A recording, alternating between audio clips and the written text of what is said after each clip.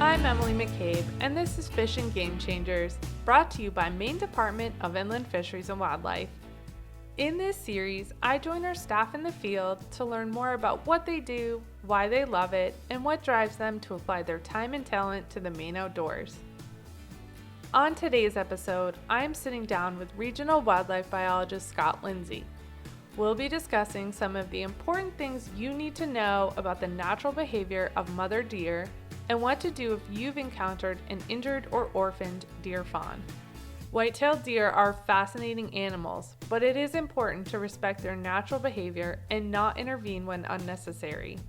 Listen in to learn how you can be better informed and prepared to observe and enjoy the spring off-spring season for white-tailed deer in Maine.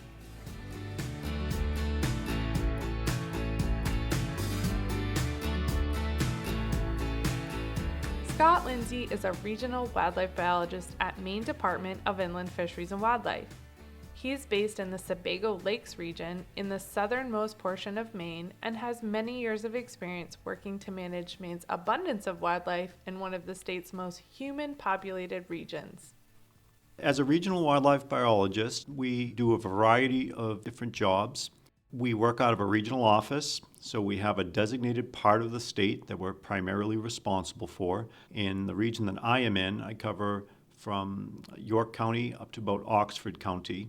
So we have about probably half the state's human population, but also a large number of wildlife species. So we have both the people and the resource. So that leads to a lot of issues about wildlife.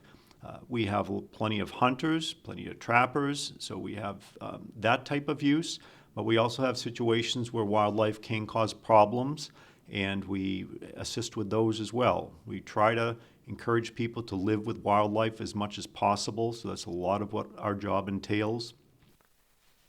One of the ways humans find themselves in conflict with wildlife is during the spring when female white-tailed deer, referred to as does, are preparing to give birth to baby deer, which are called fawns.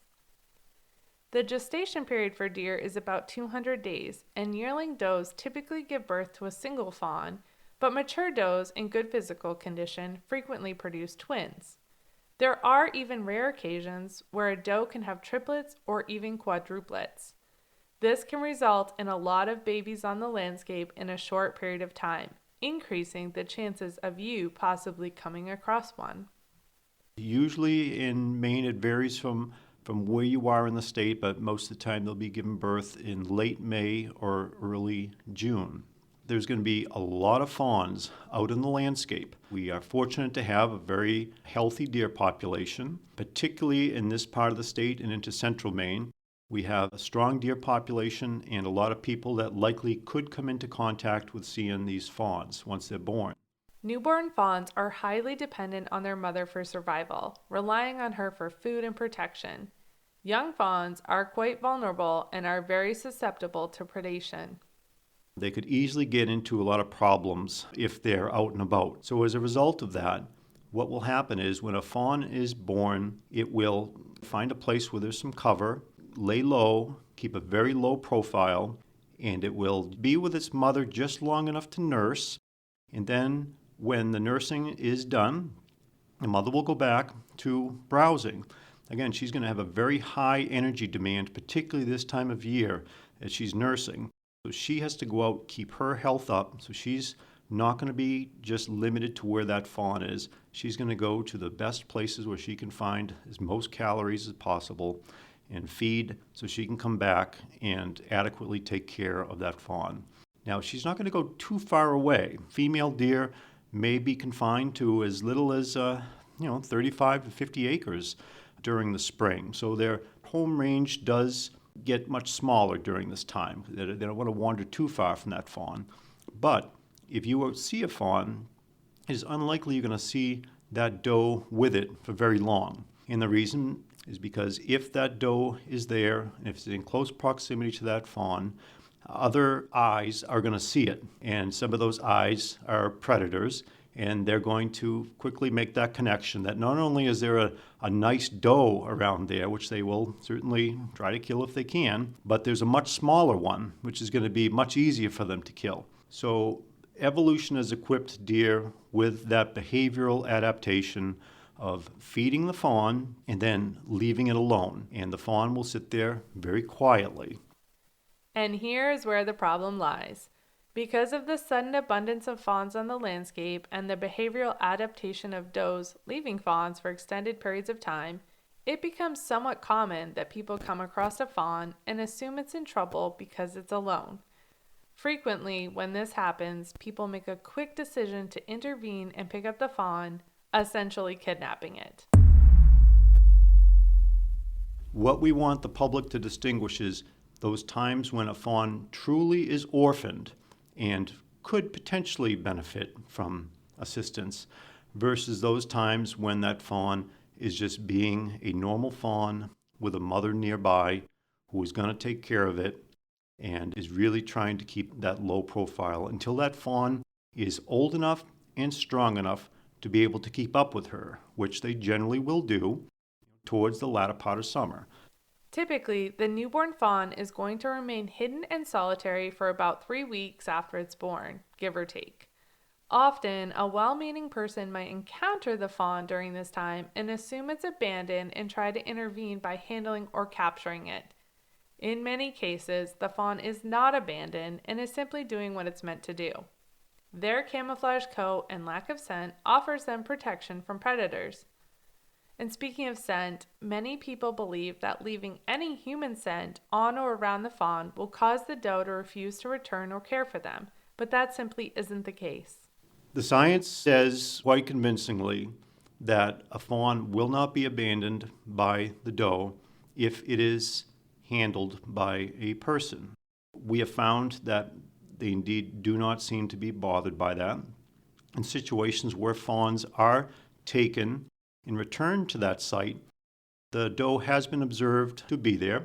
In fact, I saw that happen recently in New Gloucester. There was someone who arrived at our office, showed up, and they had a fawn in the back of their car and explained to me how they found it. And the fact that it was just found an hour before they arrived at my office, I said, well, we're within that window that certainly we should try to go back and see if we can bring that fawn back. And again, it was not in a site next to a busy road, so the doe would not have been likely hit by a car or killed, and there was no other evidence there was a dead doe in the immediate area. So I'd say, well, let's bring that back, put it back in that area where you got it from. It doesn't have to be the exact area where the depression in the grass where you took the fawn from, but somewhere in the immediate vicinity, within 30 yards of where you found it from. And we did so, and the fawn was very quiet while we were doing that, probably very nervous, but it didn't make a lot of noise. We put it back, and then I went back to my truck, got my binoculars out from some distance away, and just hung out there for a couple hours doing some other stuff and just looking around to see if I saw that doe come back. Around late afternoon, I saw that doe come back, and it was very close to where that fawn was. That right there gave me some direct evidence that they do come back and that fawn was not rejected. Even though the doe leaves the fawn for extended periods of time, her instinct to protect and care for her young is very strong. Don't forget, she's carried that fawn for a while. It's been a big investment for her physically. So most mothers, particularly mammals, are very interested in trying to have their offspring get to the point where they survive and get old enough to be independent. So they're not just going to randomly drop it because they don't feel like taking the fawn anymore because it has a little smell to it. It is very important to remember that even if you're concerned about a fawn that you have discovered and want to keep an eye out to see if the doe returns, you must keep your distance and not continue to visit the area or spend time around the fawn. If you remained on site, it is almost guaranteed that doe will not come back. She likely knows you're there. She likely can either hear you, smell you. Their sense of vision is not as good as their other senses, but she may be able to see you as well. But she will definitely not come back if you're there, because that little 2-week-old fawn may not know that you may be a threat to them. But an older animal is experienced enough that they have made that connection that they generally want to avoid us. Even if they haven't had any direct negative interaction with us, they know that it benefits them if they keep away from us. So they definitely will not come back. If you see a fawn and that fawn looks healthy, it's clean, it's not covered with flies, it's not covered with dirt, these are things that will all indicate that that doe is likely coming in, taking care of that, and generally after she will leave again. As they get to 4 to 5 weeks and beyond, they're not going to be just totally reliant upon milk. They'll be starting to forage on wild vegetation as well. They'll still certainly have milk as it's available even into the late summer if the doe tolerates that. Sometimes during hunting season we find evidence that does are still nursing even at that time. But as they get beyond that 3 weeks, 4 weeks, 5 weeks, they start to exploit more native plant food. And again, that's a transition they go through in their digestive system. And once they can do that, then it allows them to travel more so with that female. So eventually it does get to the point where they will actually be able to go out and feed with her. And, surprisingly, they look very feeble when they're small, and they're just skinny legs, and there's a little body on top and a big head, and it just looks very clumsy. But once they're about a couple weeks old, they pretty much be able to outrun a human. Once they're about 4 to 5 weeks old, it's likely they could outrun a dog and most predators. So they usually develop pretty quickly. Once they do that, and that doe is more likely to expand her range a little bit, she may eventually start to socialize with other does again instead of just being kind of a loner during the time when they have very young offspring. So then they'll become more like a normal deer come the middle to late part of summer, and you see more of them together. And the fawns, sometimes you'll watch them and they exhibit quite a bit of play behavior early on in the summertime with other fawns. So at this point, you might be wondering how to determine if a fawn is in need of assistance or if it's just following its natural behavior to sit quietly alone waiting for its mother to return. Here are a few key things to look for. First, does the fawn appear to be injured? Look for signs of serious bleeding, open wounds, or broken bones. If any of these injuries are present, then carefully place the fawn in a secure pet carrier or a box and place it in a warm, dark, and quiet place away from pets and children. Then immediately contact Maine Department of Inland Fisheries and Wildlife for further guidance. If the fawn doesn't appear to be injured and you don't find it near a deceased doe, then here are some things to look for to determine if it is abandoned and not being cared for by its mother. Weakness, lying on its side with legs splayed, or inability to lift its head. Calling non-stop for hours. A large amount of fly eggs and or ticks, a little bit can be normal, or any other signs that the fawn has not been cleaned or cared for recently by the doe. And also look for signs of dehydration, which can be noted by the curling of their ears. If you go out and you see a deer that has been hit in the road, is likely going to be the cause of mortality you're more likely to witness. Or if there was an occasion where a doe was predated upon, which you may come across. But I'd say most likely if you were to go out and see a doe by the side of the road, or word gets around your neighborhood that someone saw a deer that was hit recently, and you have a fawn that's within fairly close proximity to that, within 50-acre area, then that's something that may raise a little flag that you may say, well, I know during this time of year, the does are not going to be social with other does. They kind of separate themselves out a little bit, so they have their own place to raise their fawn. So it's not likely there's going to be a lot of does in one place. So if you had a dead doe, then that could indicate that that fawn is orphaned. And if that is combined with some behavior, such as a fawn that does bleat, and again, that's a vocalization that a fawn is going to make. It sounds like crying, so when people hear that, then you hear a child crying, and a normal response is going to be you help it. So you'll probably hear that bleeding, but not just for a couple hours or so, which is how they communicate with their mother and say, I'm hungry. If you hear that for 8 hours, 10 hours, 12 hours, and it's just constant bleeding, and again, that's bleeding with a T, and you notice that, and you go look at that fawn, and it appears as though it's in distress. It could be like lying on its side versus on its belly and sternum, which is what they normally will do. So if you see it on its side with its legs splayed out, or if it's bleeding and following you into the garage and just not leaving you alone, that's another sign that fawn could be orphaned. And again, we're also looking for signs of dehydration, which is the first thing that is going to happen to a fawn once they haven't fed. They're getting their water from the milk. If you're looking at a fawn, and sometimes you will see some curling of the ears, and it just looks unusual when you see it. And when I do talk to some wildlife rehabilitators that have a fawn comes in and its ears are curled, they usually recognize that as a sign of dehydration. Usually if a mother is tending to that fawn, it will not get to the point where it's dehydrated. So look for that. Look for some flies that may be on that fawn.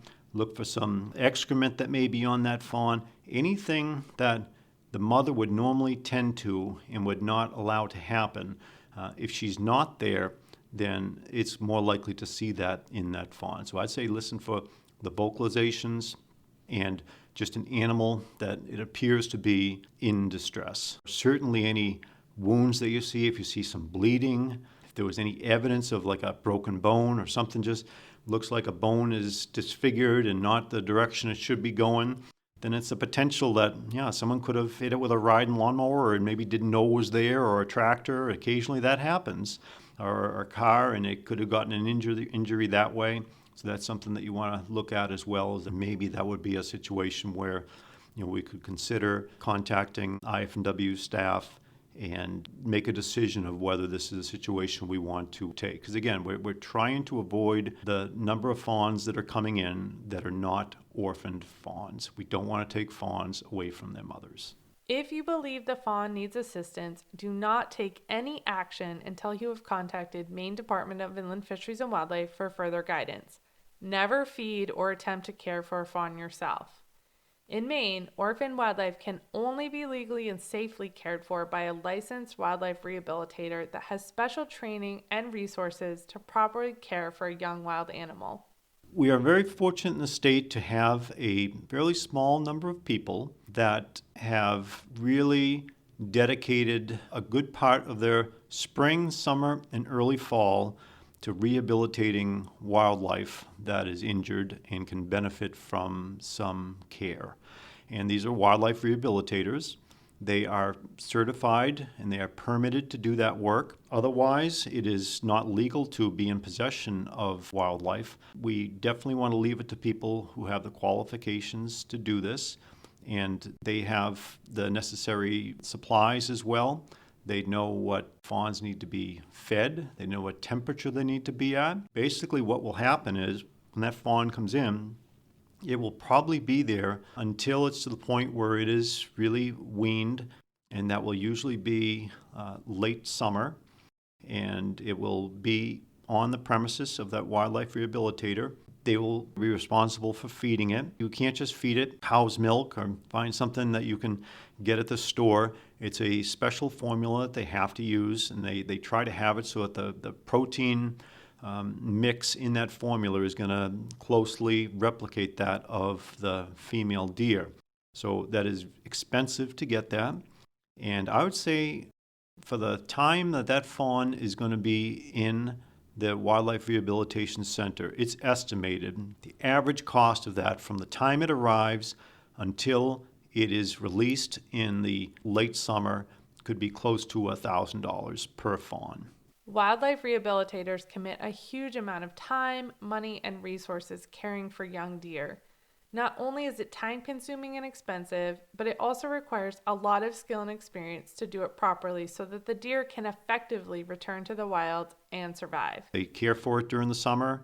They try to minimize the amount of interaction they're going to have with that fawn, because what you don't want to have happen is a fawn that becomes very imprinted on people and socialized on people, which is very easy to do once you see them. And if you were to be in close proximity to them, I mean, who's not going to want to go up and handle the fawn and see it and give it a bottle? You're going to have some, it's hard to avoid having some bond with this animal that's dependent on you for the summer.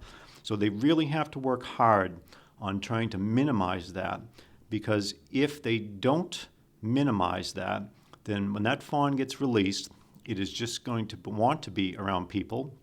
It's going to feel comfortable around people. It's not going to last long in the wild. It is important to note that even under the best of circumstances, a deer that has been raised in captivity is much less likely to survive in the wild after release, which is why it's so important to take the extra steps to determine if a fawn is truly orphaned before it is removed from the wild. Its best chance of survival is to stay in the care of its mother until it's old enough to be on its own. There's many studies that have been done in Connecticut. There's some in Missouri. There's some down in the Carolinas as well when they've looked into this.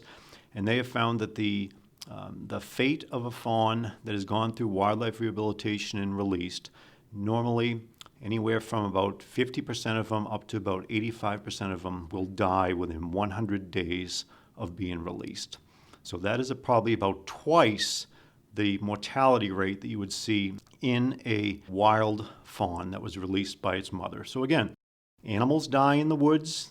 It is part of nature. Not every fawn that's born is going to make it under the best of circumstances, but still, they have a much better chance of making it statistically if they're raised by its mother and they're shown how to behave as a wild animal, how to find food, how to stay away from trouble.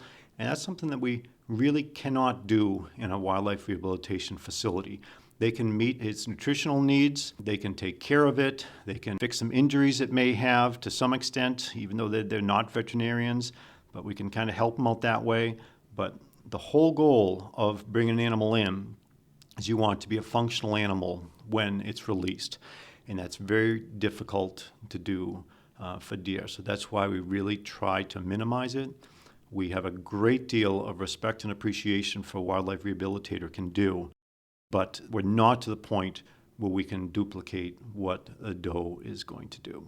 Once a fawn has reached an age where it can survive on its own in the wild, biologists like Scott closely work with rehabilitators to manage the complicated and often delicate process of releasing them back into the wild. As they're getting close to the point where they're being released, we do try to do that in late summer into the early fall. And I would say at that point, hopefully these fawns are at least not too eager to be around us. And when we go in to try to round them up, I hope they don't walk towards us and just allow us to grab and put them in a transfer crate to bring them to their release site. They're going to be moving pretty fast. They're very, very strong. They often don't know who we are. They don't recognize our face. So they're going to run. Sometimes we can get them just by physically grabbing them. But particularly with deer, you don't want to overstress them, and they can have some very serious physiological consequences if you overstress them, and they can die by something called capsular myopathy. So we do not want to engage in a long, drawn-out chase with them in this fenced facility. So what we're forced to do most of the time to immobilize these fawn with a immobilization drug, which is either delivered by a dart gun or a jab stick. That is going to allow us to have that fawn so we can go up and handle it, and we will put ear tags on it, since anytime we are introducing a drug into an animal and releasing it in the wild, we put an ear tag on it, so in case the public were to have this animal and consumption was an option, we would need to be able to say what drug we used on it. And then we have to find a suitable release site, which is very difficult because we want to release that fawn in the same general area where it was taken from, possibly, but we also don't want to put it in a place where it is going to be prone to cause problems. And that's always something I'm thinking of. Because again, after all this work that was done, all the money of having that fawn in that rehabilitation facility, the last thing we want is to release a fawn and then have it resulting in problems that are going to be calls to our office, calls to a game warden, and they're going to say, why is this fawn right in my backyard? And people are in their porch, they're watching the Red Sox game, and a fawn comes right up and practically tries to come in their porch. That's happened before, and then we have to go and intervene in that. And that's really not the goal of it. It doesn't solve the problem, and that's what we definitely want to avoid. So finding a suitable release site where you're not going to have a problem, knowing that these fawns are going to be somewhat socialized to people, is a challenge.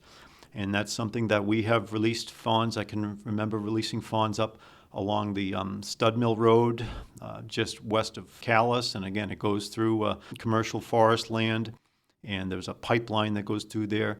In the year we released fawns there, we got reports of them being in that area for probably the better part of the summer and fall, and people seeing them a lot. Fortunately, there's not a lot of homes there, so it was less of a problem. But there are other times when we release them and they find their way to the nearest home, and that does certainly happen. It happens in some fawns that were released recently in Oxford County, and I would get calls on those fawns really up until the sometimes into the fall and even into the winter, about fawns being localized right behind someone's house. So again, it's not that they're always causing damage, but they are in places, they find places that are going to be roads going through there, and they can create a hazard in that way, a safety hazard. And sometimes they will just get into a place where there are bird feeders and they see people in there, and it's almost like they're like, oh, okay, wow, I'm home now. This reminds me of the wildlife rehabilitator that just raised me for the first 4 months of my life. They see that and they hang out. They're comfortable there. So that can cause problems as well. So we certainly want to avoid that. And the other thing that is certainly something that can't be overlooked is when we have fawns in captivity, is also the potential that you're going to have a problem with potential disease transmission. And now probably most of us have heard of chronic wasting disease, and it's just another reason why we don't want to be picking wildlife up in one part of the state, putting it in with other animals of the same species, and even though they may look fine, they could potentially transmit a disease which can be very serious to deer, and then we're releasing them in other in parts of the state where it's going to be spread back to the wild population. So that's just, another consideration we have when we're saying, is this warranted to keep this fawn in rehabilitation, and then how are we going to find a place for it to continue on to be a wild fawn afterwards without doing harm to people or without doing harm to the wild deer population. We all care very much about wildlife in Maine, so it's really important that we do all that we can to reduce the number of fawns that are inadvertently or mistakenly kidnapped from the wild. Learning about the important signs to look for and knowing what to do if you encounter a truly orphaned fawn is one of the most important ways to help. Every state is dealing with the same thing. Some states have gotten to the point where they don't rehab fawns at all. In fact, I'd say most states do not do this at all for this reason. In Maine, we seem to be in a situation where the public has some expectation that efforts be made to rehabilitate some wildlife. So we are certainly trying to do that. It should be something that should be done to a fairly limited extent, and it should be reserved for those animals that are going to respond favorably to it. Now, some have questioned why you have rehab, and I think some of the best justification for it, from a population standpoint, from a management standpoint, is not going to be significant. It's going to help an individual. It's going to make people feel better. But one justification for it is, I think people have impact on the landscape. We certainly do take up space. We try to minimize the impact we have, but that's impossible to do. And we have roads going all through deer habitat, houses and residential developments and businesses where deer reside, where deer wintering areas used to be. So I guess we have had, although not intentional, but certainly impact on wild populations.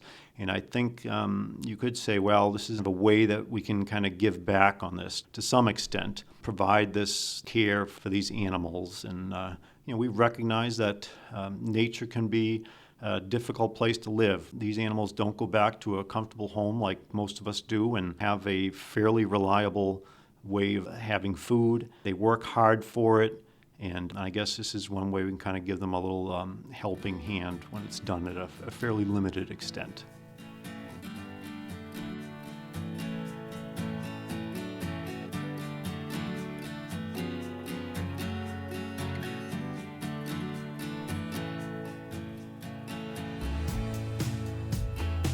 I would just encourage people to enjoy any opportunity they have to watch wildlife.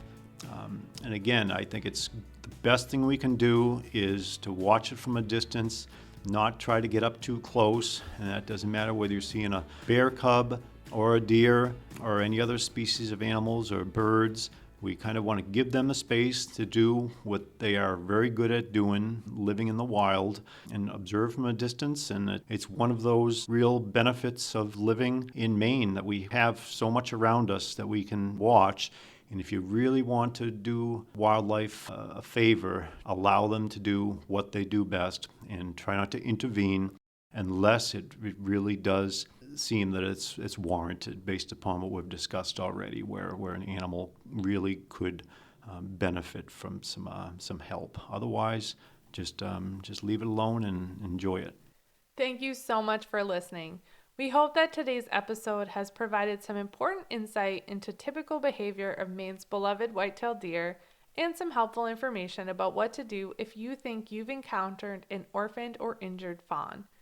To learn more or to find information to share with your friends and family, please visit mefishwildlife.com/livingwithwildlife. If you would like to learn more about this podcast series or to listen to past episodes, then visit mefishwildlife.com/changers. Join me next week as I chat with another member of Inland Fisheries and Wildlife's team and explore what it is that makes them a game changer. In the meantime, be sure to hit subscribe on your favorite listening app, and if you have a moment, leave us a review and let us know what you think.